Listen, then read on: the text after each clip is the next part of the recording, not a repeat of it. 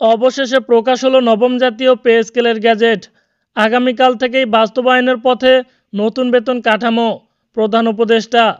আসসালামু আলাইকুম দর্শক, বার্তা টিভি চ্যানেলে আপনাকে স্বাগতম। যুগান্তর পত্রিকায় সরকারি চাকরিজীবীদের জন্য একটা গুরুত্বপূর্ণ নিউজ প্রকাশ হয়েছে।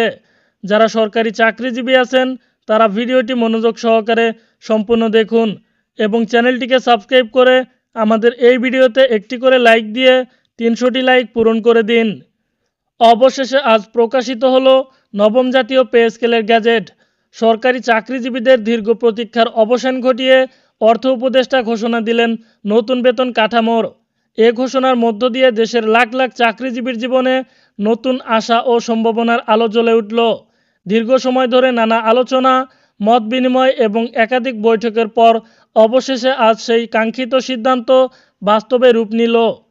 নবম জাতীয় পে স্কেল এবার কার্যকর হতে যাচ্ছে আগামীকাল থেকেই, অর্থাৎ আর দেরি নয়।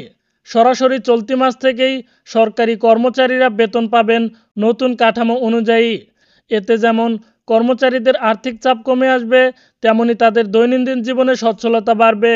দেশের উন্নয়ন প্রক্রিয়াও এই সিদ্ধান্ততে নতুন গতি সঞ্চার করবে। এই পে স্কেলে বিশেষভাবে গুরুত্ব দেওয়া হয়েছে 12 গ্রেডের সমন্বয়ে।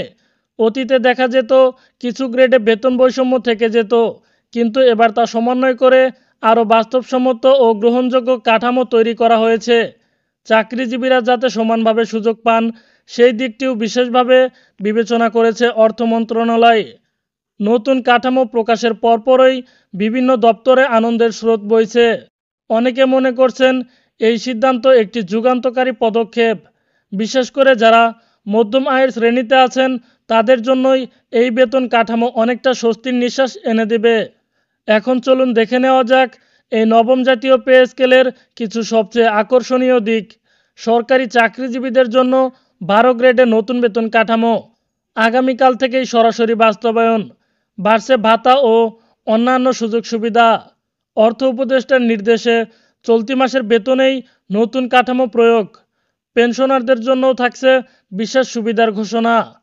নতুন গ্যাজেট প্রকাশের মাধ্যমে পেনশনারদের জন্যও বিশেষ সুবিধা ঘোষণা করা হয়েছে।